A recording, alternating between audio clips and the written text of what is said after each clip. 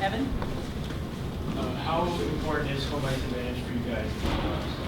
It's not something we've really talked about with the club. Our road record is 10-3 or 10-4. We've been very good. But in saying that, I think we're trying to build a program here, and to be able to get home ice for the first time in the program history will be important to us. So we're going to play tomorrow night's game hard and try to win.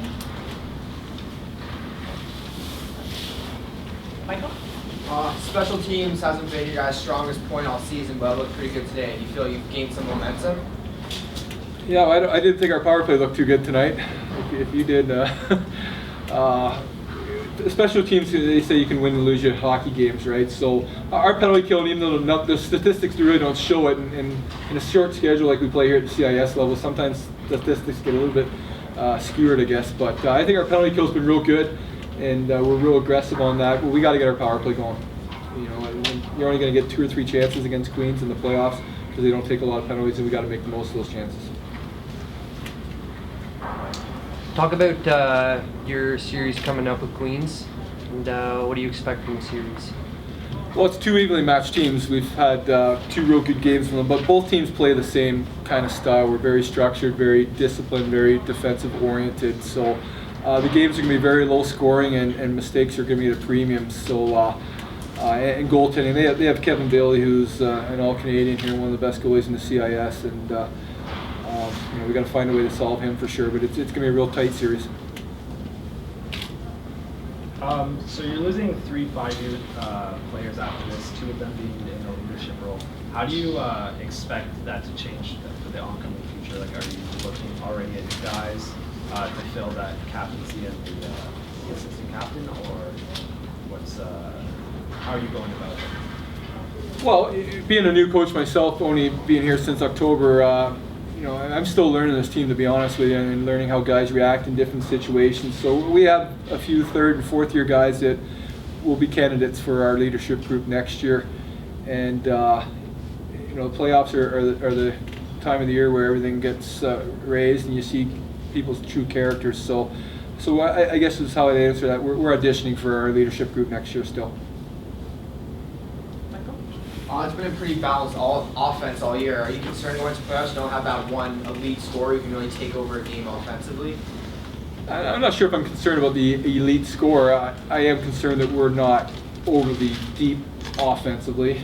We've got some players out of the lineup. We're pretty banged up right now too, and that's not helping our offensive depth. So this, like I said, it's going to be a low-scoring series. We're going to have to manufacture goals, and we're trying to work on stuff like that in practice, getting guys to the net and scoring some ugly goals, and we're going to have to get a lot of traffic around Kevin Bailey as well. Yeah, is there a certain play style you guys need to do in order to win against the Lakers tomorrow? Well, they're very similar too. They work hard. They're not very offensively talented. They'll work hard. They'll finish their checks. So we played them a few weeks ago in North Bay, and first period they kind of ran us out of the building with their physical play. So we're going to have to match that in the first period tomorrow night, and they don't score a ton either, but it'll be another tough game for sure. All right, if I can just introduce goaltender tonight, Brendan O'Neill. 27 saves for his first career shutout in the OUA. So, Brendan O'Neill, questions as well. Thanks, guys. Tyler? Yeah, I was just curious what preparations you're making for the playoffs. We're just trying to enforce our players' habits, good habits, in terms of the discipline, which has been much better the last 3 or 4 games. We haven't taken as many penalties, short shifts, stuff like that. We're really trying to preach the habits that are important come playoff time. And we really kind of reset our defensive zone coverage this week. We got away from it, and that's one thing we've tried to really ramp up, and I think we were pretty good in that area tonight.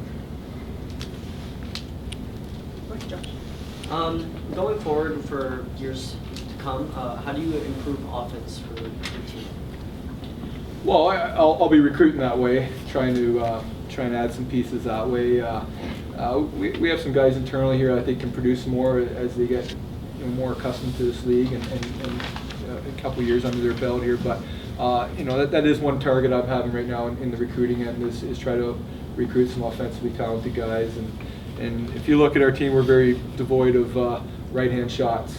which drives me nuts as a coach, and that's one thing I'm really trying to focus on the recruiting side of things. Brennan, you've had a pretty heavy workload this season. Are you feeling rested enough going into playoffs? Yeah, feel good. More games, the better I feel. So going into playoffs, it's a new season, and just we got to keep working and working. And I like the heavy load though. Keeps me fresh. Go ahead, Rob. It was a very rough game with it today, but we sort of got the brunt of it for most of it. Are you going to do anything to improve our aggressiveness, at least with forecheck?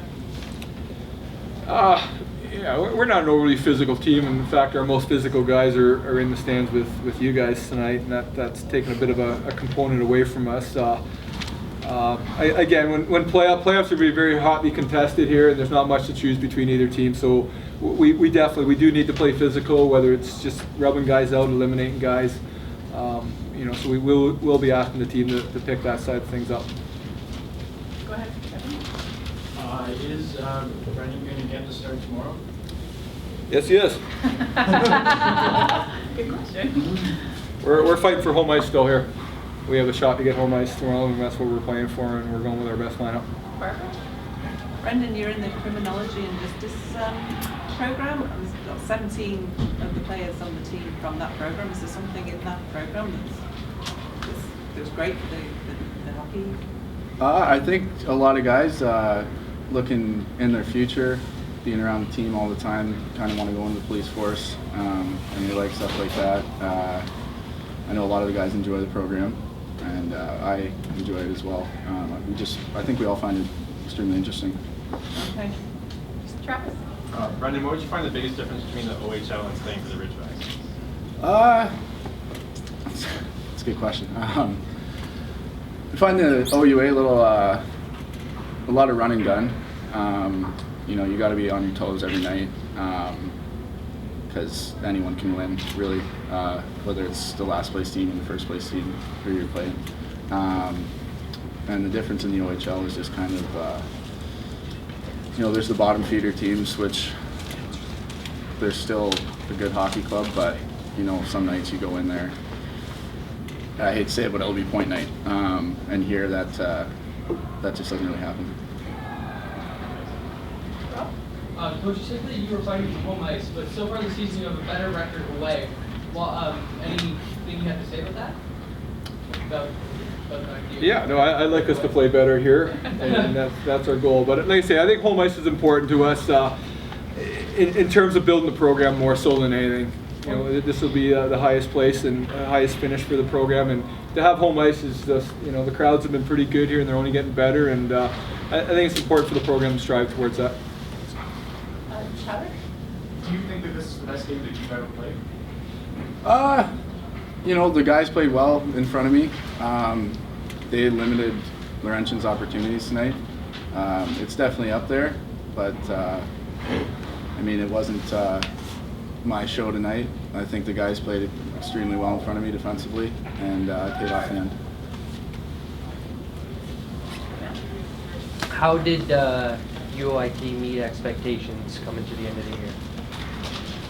Well, like I said, we've had a lot of injuries here last few weeks, or since Christmas really, and we've been kind of piecing the lineup together. So, have I thought we've played as well as we played before Christmas? No.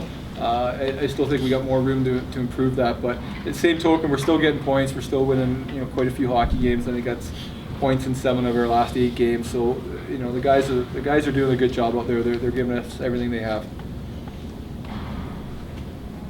Are you sensing any nerves from your 3 fifth-year students heading into what could possibly be their last playoffs? No, I don't sense any nerves. I hope they're excited, and it'll be a first opportunity for them to win a playoff series here, and that's what we're striving for. And hopefully they can get a playoff win under their belt here, a series win, or 2 or 3 here, hopefully before they leave the program. But no, I don't sense any nerves in them.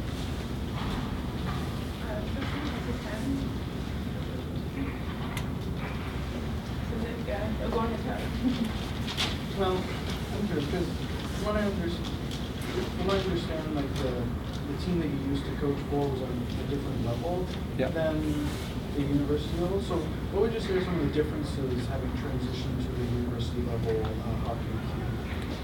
Yeah, I came from junior hockey, so the first transition was I'm dealing with 26-year-olds now in some cases, where junior hockey had a couple 16-year-olds, so it's a big difference there. I think the biggest difference here is just the size and the every player is a good player. Every team's a good team that can win here in the CIS, it's just it's such a competitive league. I think the CIS is such a competitive league. Like Neeler said, here in junior hockey, the OHL or Tier 2 junior, there are a lot of nights no matter what you bring to the table, you're going to win that hockey game. Here it's not. It's just so competitive, and the OEA is really good hockey. Any other questions? Coach, it took until overtime to settle the game. What did the team have done to settle it in regulation time instead? Score. No, we had some good chances. We had some good chances. It could have been a 2 or 3-0 game early. It was just one of those games. You got to tip your hat to Laurentian. They played us real hard defensively, and didn't give us a whole lot of chances. So, I come back to our power play. Our power play didn't really generate much because we couldn't even get out of our own end with it. So we got to clean that up. But all in all, it was one of those games. It was a good CIS hockey game. Moving into the playoffs, which team do you least want to face? Three Rivers.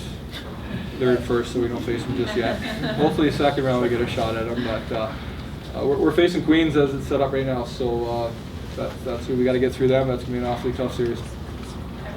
Brendan, you made a pretty big save leading up to the winning goal. Can you maybe take us through that? How you saw it? I think it was right off the rush. It was leg save. I know that. Yeah, no, it kind of a broken play. Yeah, went off. He shot low off my far pad. I want to say Stouty picked it up, and from there it just kept on rolling, and Blasco put her home and got the win. So. What are you expecting from your leadership, like your captains and assistant captains, going forward in the playoffs? They got to bring a lot of leadership to the room and to the bench in terms of poise.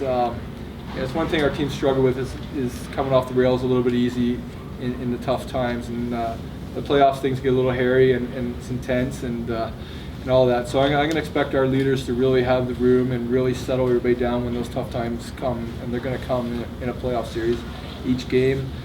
So that's what I expect of them most. So discipline. And absolutely discipline for sure. The whole group needs to be disciplined, and that's something we've really been stressing here.